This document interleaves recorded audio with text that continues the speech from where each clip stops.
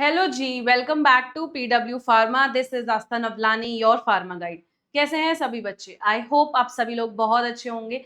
बच्चों, आज मैं आप लोगों के लिए एक बहुत इंपॉर्टेंट नोटिफिकेशन लेके आई हूँ, which is from CISF ASI pharmacist की नोटिफिकेशन फाइनली आउट हो चुकी है, जिसमें हमें 18+ पोस्ट देखने को मिल रही हैं।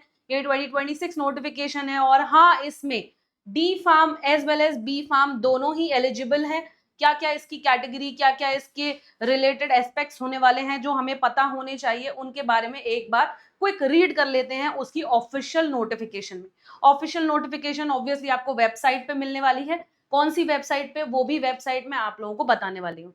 तो जुड़े रहिए एंड तक, नोटिफिकेशन को प्रॉपरली समझिए कि उसमें क्या क्या अपने को गाइडेंस, क्या क्या अपने को चीजें लगेगी और क्या हमारे लिए इंपॉर्टेंट रहने वाला है। सो ये हमारी ऑफिशियल नोटिफिकेशन है जो CISF which is central industry security force की तरफ से निकली है अंडर पैरामेडिकल स्टाफ CISF 2026। आपकी एप्लीकेशंस कब से स्टार्ट होने वाली हैं? 8/6/2026 से 8th ऑफ जून 2026 से ये स्टार्ट होने वाली हैं। तो आप जब ये वीडियो देख रहे हैं, अराउंड 2-3 तारीख में देख रहे हैं, आपको 8 जून से अप्लाई करना है। क्लोजिंग डेट 7 जुलाई रहने वाली है। 7 जुलाई 2026 तक 12 बजे तक आप अप्लाई कर सकते हो, मतलब 11:59 तक आप अप्लाई कर सकते हो रात को। तो एक महीना करीब आपके पास एप्लीकेशन का समय दिया गया है, विच इज अराउंड 8 जून से 7 जुलाई तक का समय दिया गया है। अब इस पोस्ट में हमें क्या क्या पढ़ना है, क्या क्या समझना है, वो देखो। सबसे पहले ऑनलाइन एप्लीकेशन मेल और फीमेल इंडियन सिटीजन के लिए है। पैरामेडिकल स्टाफ, पे लेवल 5, जिसमें आपको 7 CPC अप्लाई होगी। 29,200 रुपए से 92,300 रुपीज तक का आपका पे स्केल, पे लेवल 5 रहने वाला है।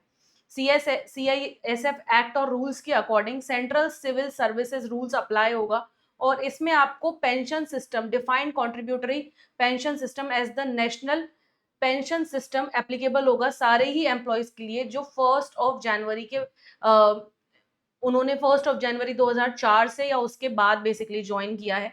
ये एलिजिबल कैंडिडेट में अप्लाई फॉर ओनली 1 पोस्ट। आप लोग अलग अलग पोस्ट के लिए अप्लाई नहीं कर सकते, केवल एक पोस्ट के लिए आपने अप्लाई करना है। मेल और फीमेल दोनों कैंडिडेट्स के लिए ये ओपन है।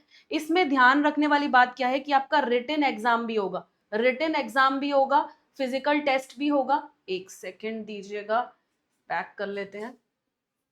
इसमें आपका रिटन एग्जामिनेशन भी होगा और साथ के साथ PST होगा। PST है फिजिकल स्टैंडर्ड टेस्ट, उसके बारे में भी मैं बताऊंगी। डॉक्यूमेंटेशन होगा, बेसिक आपका वोकेशनल एप्टीट्यूड देखा जाएगा और मेडिकल एग्जामिनेशन होगा जब भी वो शेड्यूल या कंडक्ट होगा। ये सारी चीजें ध्यान में रखना।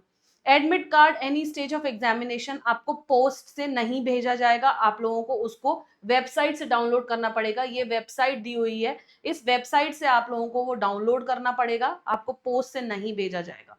उसके बाद एडमिट कार्ड की बात हो गई। 10% वैकेंसी रिजर्व है एक्स सर्विसमैन के लिए। उसके अलावा जो भी सूटेबल एक्स सर्विसमैन कैंडिडेट है, ESM कैंडिडेट्स हैं, वैकेंसीज उनके लिए रिजर्व रहने वाली हैं। कैंडिडेट सिटीजन होना चाहिए इंडिया का। अब बात करते हैं मेन चीज की कि कितना पोस्ट आई हुई हैं। तो ASI फार्मासिस्ट के लिए बेटा 10 अंडर रिजर्व पोस्ट हैं। EWS 1 है, OBC 4 रहने वाली हैं, SC 2, ST 1। टोटल आप लोगों के पास 18 पोस्ट रहने वाली हैं, जिसमें 2 पोस्ट एक्स सर्विसमैन के लिए भी हम लोगों को दी हुई हैं। ठीक है, 2 पोस्ट एक्स सर्विसमैन के लिए भी हम लोगों को दी गई हैं। ESM मतलब एक्स सर्विसमैन। ठीक है, नंबर ऑफ वैकेंसीज टेंटेटिव है और हो सकता है रिक्रूटमेंट प्रोसेस के वक्त ज्यादा और कम हो जाए। फाइनल रिजल्ट पे ही हमको पता चलेगा। ST और SC के लिए भी रिजर्वेशन है कुछ कुछ कैटेगरीज में, वो मैं आपको अभी एक्सप्लेन करूंगी।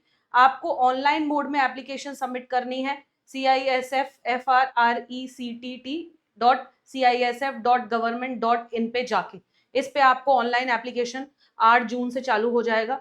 ठीक है, call up later, admit card आपको सब ऑनलाइन मोड से ही मिलने वाला है। उसके अलावा आपको क्या ध्यान में रखना है, उसके अलावा आपको यहाँ पे कुछ पॉइंटर्स हैं जो ध्यान में रखने हैं कि आपका डॉक्यूमेंटेशन और ये सब लगेगा।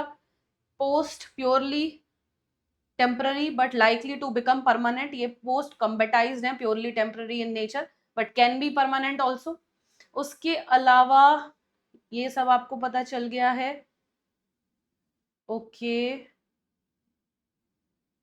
रिटन एग्जाम होने के बाद जो कंप्यूटर बेस्ड भी हो सकता है रिटन एग्जाम, और ओएमआर बेस्ड भी हो सकता है। उसके बाद फिजिकल टेस्ट होगा, फिर बी वैट होगा, फिर medical, and final selection list out होगी। ठीक है, based on written examination notify होगी। इस तरीके से जो एज रहने वाली है डायरेक्ट कैंडिडेट्स के लिए, एज रहने वाली है 18 से 28 साल के बीच में, और 7/7/2026 के अकॉर्डिंग एज लिमिट का कट ऑफ निकल के आएगा। उसके बाद अपर एज लिमिट डिपार्टमेंटल कैंडिडेट्स के लिए 40 साल रहने वाली है, जनरल ईडब्ल्यूएस उसके लिए, एसटी एससी के लिए वही 45, रेंडर्ड 3 इयर्स मिल रहे हैं उनको। डिस्क्वालिफिकेशन किस किस कैटेगरी में है, एक बार इसको हम क्विक रीड कर लेना। टैटू, कंटेंट अगर कुछ भी रिलीजियस सिंबल और figure as followed by Indian Army, आपको यहाँ पे ये भी देखना है कि क्या क्या चीज आप लोगों के लिए नहीं एलिजिबल है। जैसे टैटू में क्या कंटेंट है, कहाँ पे लोकेटेड है, क्या साइज है टैटू की, ये पूरा आप लोगों को ये रीड करके जाना है। अब आ जाते हैं कि आपकी क्वालिफिकेशन क्या चाहिए। सिर्फ हम फार्मासिस्ट पे फोकस करेंगे बेटा, तो फार्मासिस्ट 10+12, उसके पास 12th का बेसिकली सर्टिफिकेट होना चाहिए। डिप्लोमा और डिग्री, आप डिप्लोमा भी हो सकते हैं, आप डिग्री भी, मतलब डी फार्मा और बी फार्मा दोनों एलिजिबल है इस पोस्ट के लिए।